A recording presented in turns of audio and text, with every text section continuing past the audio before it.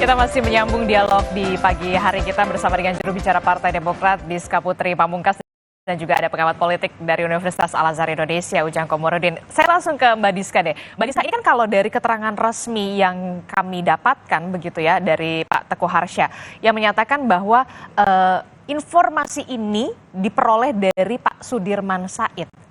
Bagaimana Betul. ini ceritanya? Jadi kalau melihat dari kronologis yang sudah juga disampaikan kepada publik bahwa kemudian jadi kami mendengar itu dari Pak Sudirman Said, kebetulan tim 8, karena tim 8 berkomunikasi begitu, dan itu berita itu kemudian disampaikan oleh Pak Sudirman Said. Lalu setelah itu tim 8 juga mengkonfirmasi itu kepada Pak Anies, dan Pak Anies mengonfirmasi bahwa akan ada dukungan dari PKB dan membuat pengusungan pasangan capres-cawapres antara Anies Baswedan dan Pak Muhaimin Iskandar begitu. Jadi kami melihatnya ini seperti kayak langsung saja begitu, sedangkan selama ini kalau Partai Demokrat bahkan hanya bertemu dengan PDIP, hanya bertemu dengan Gerindra membuka komunikasi, kami selalu membuka komunikasi seperti yang kita tahu bahwa kami selalu berkomunikasi dengan tim 8, namun kemudian ada partai yang bahkan untuk membuat kesepakatan sebesar ini tidak ada komunikasi sama sekali dengan Partai Demokrat yang ada di koalisi perubahan begitu. Penjelasan dari Pak Anies pada saat ditelepon itu seperti apa? Kami tidak tahu apa, tapi yang jelas mengkonfirmasi itu. Yang kami dapatkan adalah mengonfirmasi itu. Mengonfirmasi bahwa. Oke, mengonfirmasi memang betul adanya nama Muhaimin Iskandar begitu ya? Betul. Nah, ini juga yang jadi pertanyaan kita. Sikap Partai Demokrat dan akan berlabuh kemana? Karena kita tahu juga sebelumnya Partai Demokrat juga sempat bertemu beberapa kali bahkan dengan koalisi dari PDI Perjuangan yang juga mengusung bakal capresnya yakni Ganjar Pranowo. Apakah nanti akan berpindah haluan begitu sama dengan manuver dari Caimin? Jadi tentu kalau kami pertama ini ini adalah langkah yang harus dilakukan yang harus melalui diskusi yang besar dengan Ketua Majelis Tinggi Partai. Jadi ini semuanya kami serahkan. Jadi yang bisa kami lakukan adalah saat ini akan ada rapat Majelis Tinggi Partai untuk memutuskan langkah ke depan seperti apa. Tapi tentu sama seperti sebelumnya, Partai Demokrat selalu membuka jalur komunikasi dengan semuanya. Intinya adalah tentu harus ada konsolidasi nasional. Kami selalu dengan semangat bahwa kita harus saling bersama-sama konsolidasi nasional dan semuanya akan terbuka begitu. Jadi sama seperti sebelumnya, kita akan selalu terbuka dengan berbagai kemungkinan, dan juga kalau komunikasi Mbak dan publik juga tahu Partai Demokrat selama ini selalu terbuka komunikasi dengan banyak partai politik di luar koalisi begitu. Oke, nah untuk langkah yang paling awal dilakukan adalah betul men-take down semua baliho yang ada bergambar Anies dan AHY? Iya betul, kalau itu betul karena itu sudah ada dari DPP sudah ada sudah ada instruksi untuk men-take down itu, karena ya tentu sudah kalau ada kesepakatan baru ya itu apa yang harus kita harapkan dari street media yang ternyata ada satu yang berkhianat begitu kan. Jadi apa yang harus diharapkan. Jadi itu instruksi yang dilakukan oleh DPP Partai Demokrat. Ya, oke, Kang Ujang ini kalau kita ibaratkan ini ya, kalau lagi pacaran, lagi sayang-sayangnya, kemudian ini di ghosting, ditinggal, Kang Ujang.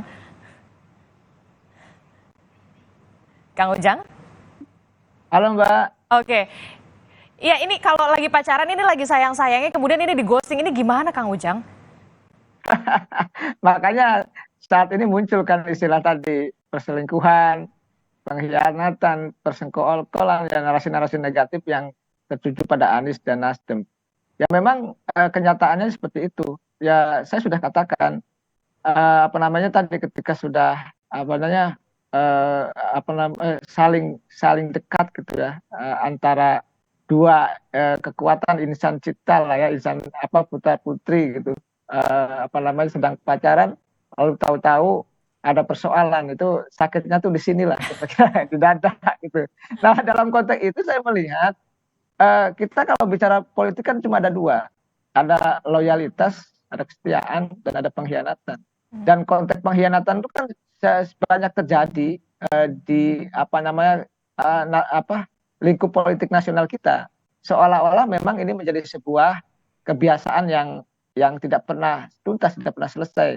Nah, tentu ke depan kita harus bangun sebuah konstruksi ya, narasi politik yang sehat. Tapi memang sulit, Mbak. Bahkan begini, kalau kita ibaratkan tadi pacaran, lalu saya juga bisa ibaratkan bahwa itu adalah perjodohan ya. Kalau jodoh itu kan sudah akan nikah.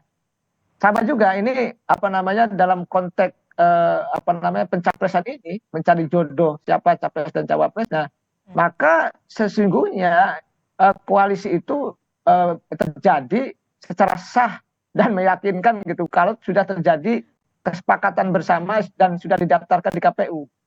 Tetapi memang kalau kita baca Nasdem, PKS, Demokrat, memang ini kan sudah tanda tangan ketiga-tiganya untuk bersepakat mengusung Anies, dan di saat yang sama katakanlah ya kemarin dan bahkan kelihatannya besok akan dideklarasikan pasangan Anies dan Cak Imin itu. Dan saya sih mengamatinya ya sebagai orang yang ada di kampus lah, sebagai analisis politik atau sebagai pengamat politik yang ingin mengatakan bahwa sesungguhnya ya ini games, ini permainan yang selama janur kuning belum melengkung pasti akan banyak pengkhianatan, akan banyak tadi persekongkolan ataupun perselingkuhan di dunia politik. Karena sejatinya tadi mereka mengatakan ya belum didaftarkan dan punya alasan untuk berkelit dengan berbagai macam argumentasi. Sebelum janur kuning melengkung kemungkinan masih bisa terjadi. Nah, biasanya nih kalau yang dihianati biasanya akan ada pembuktian, Kang Ujang. Nah, Kang Ujang sendiri melihat pembuktian Demokrat ini seperti apa nanti akan manuvernya? Betulkah akan merapat ke koalisi yang bisa dikatakan sebelumnya sudah ada juga pertemuan-pertemuan dengan Mbak Puan begitu? Ya, kalau saya sih melihat politik rasional saja. Apa atau koalisi mana yang menguntungkan bagi Demokrat, baik dalam konteks sesuai dengan platform partai maupun dalam konteks kepentingan politik. Artinya kan Demokrat bagaimanapun kan ketika berkoalisi atau bergabung dengan koalisi tertentu itu kan ingin menang. Nah, kira-kira kemenangan itu ada di koalisi mana, itu menjadi penting. Oleh karena itu rasionalitas dan objektivitas dalam melihat dan menghitung atau mengkalkulasi langkah politik itu penting. Seandainya misalkan keluar dari koalisi perubahan atau bergabung dengan PDIP ya tentu harus dihitung secara matang apakah memang koalisi PDIP misalkan Ganjar dengan pasangannya itu bisa memenangkan pertarungan atau tidak. Karena kalau kalah juga dalam politik ya menurut saya harus menunggu 5 tahun dalam konteks untuk bisa meraih kekuasaan. Jadi ya rasionalitas dan kalkulasi yang rasional itu menjadi penting dalam konteks ingin membangun hidup baru lah ya tadi ya, setelah diselingkuhi gitu ya, setelah dihianati, setelah terjadi persekongkolan, tentu Demokrat ingin punya hidup baru yang tentu ingin menguntungkan bagi partainya dan bagi kader-kadernya di seluruh Indonesia. Nah, Mbak Diska, sesuai dengan rasional, kalkulasinya seperti apa? Akan ada hidup baru, betulkah? Akan ada hidup baru, koalisi baru? Kita masih belum tahu seperti apa. Tentu ini harus melalui rapat dan diskusi oleh Majelis Tinggi Partai. Jadi kita lihat nanti langkahnya seperti apa begitu. Jadi untuk langkah ke depan kita lihat setelah ada pembahasan khusus mengenai langkah politik ke depan oleh Majelis Tinggi Partai begitu. Jadi masih akan digodok seperti dulu, seperti apa kemudian keputusannya di rapat Majelis Tinggi Partai Demokrat. Nah, kalau Kang Ujang ini kan tadi Kang Ujang juga melihat ada kalkulasi, ada rasionalitas di situ. Nah, sebenarnya Kang Ujang sendiri melihatnya Nasdem ini kemudian memunculkan atau mencuatkan nama Muhaimin Iskandar untuk bisa dikatakan mendampingi dari Anies Baswedan ini. Untungnya apa begitu? Karena kan dari segi survei juga bisa dikatakan ya so-so begitu. Kalau saya ada dua kemungkinan. Pertama kemungkinan positif, yang kedua kemungkinan negatif. Pertama kemungkinan positif itu adalah ingin mengambil suara dari Jawa Timur. Artinya dari suara kalangan Nahdien. Tetapi ini kan menjadi persoalan. Karena memang PKB jagonya di Jawa Timur. Yang menjadi persoalan adalah ingin meraih suara NU tapi antara PBNU dengan PKB-nya kan tidak sejalan, tidak searah. Tapi tadi kelihatannya Nasdem ingin mendapatkan suara kalangan Nahdien di Jawa Timur karena menjadi basis dari PKB, maka Cak Imin menjadi pilihan.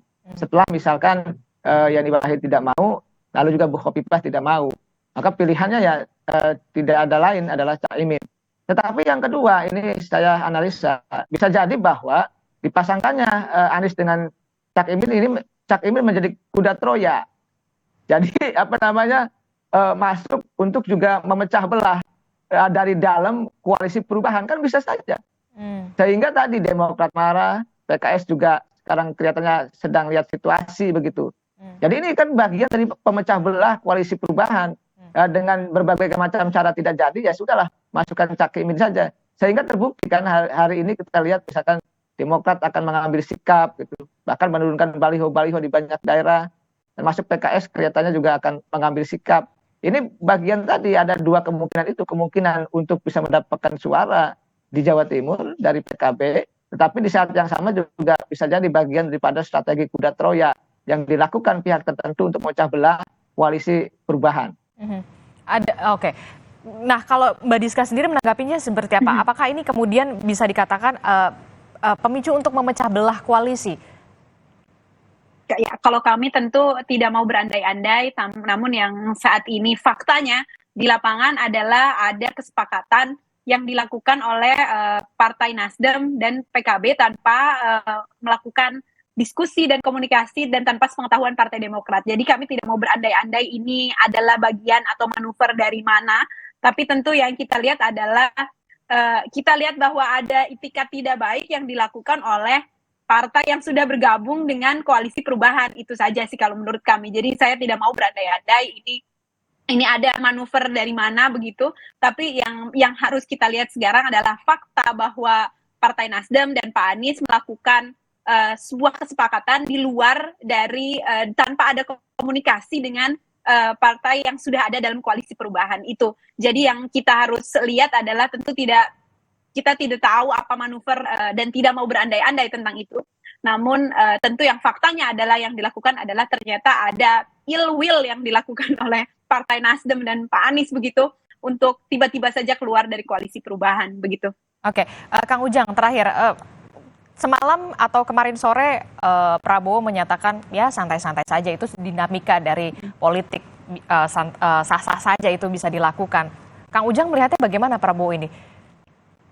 Ya kan begini, ada permainan cantik yang dilakukan oleh pihak tertentu kalau saya ya. Kenapa? Kita tahu bahwa ketika Gerindra dengan PKB itu berkoalisi, itu Prabowo tidak aman. Karena tahu persis bahwa Prabowo tidak akan menjadikan Cak Imin sebagai cawapres. Artinya pilihannya Cak Imin pasti lari, pasti keluar. Oleh karena itu ya tadi Pak Prabowo tidak pernah memunculkan atau mempublish nama cawapresnya. Karena tahu bahwa PKB itu pasti akan keluar. Nah, di saat yang sama, pasca masuknya PAN dengan Golkar didorong katakan oleh kekuatan tertentu masuk ke Prabowo. Nah, disitulah sebenarnya Prabowo agak lega. Kenapa? Karena walaupun PKB keluar, Cak Imin keluar, tetapi masih aman dengan adanya PAN dengan Golkar. Prabowo bisa menjadi capres. Coba kalau PAN-nya tidak masuk, Golkarnya tidak masuk, lalu Gerindra hanya dengan PKB, PKB-nya keluar, Prabowo tidak bisa menjadi capres. Itu kan menjadi sebuah kerugian besar. Oleh karena itu pernyataannya Prabowo, ya saya mengatakan karena santai, ya karena sudah aman ada PAN dengan Golkar yang dia bisa menjadi capres begitu. Oke, tentu saja kita masih akan tunggu bagaimana keputusan ataupun keterangan resmi dari Partai Demokrat soal sikap dari Partai Demokrat ini, apakah tetap akan di koalisi perubahan ataukah kemudian berlabuh ke koalisi di sebelahnya. Terima kasih juru bicara Partai Demokrat Diska Putri Pamungkas dan juga pengamat politik dari Universitas Al-Azhar Indonesia Ujang Komarudin. Selamat pagi, sehat-sehat. Selamat pagi, Mbak. Pagi, Mbak.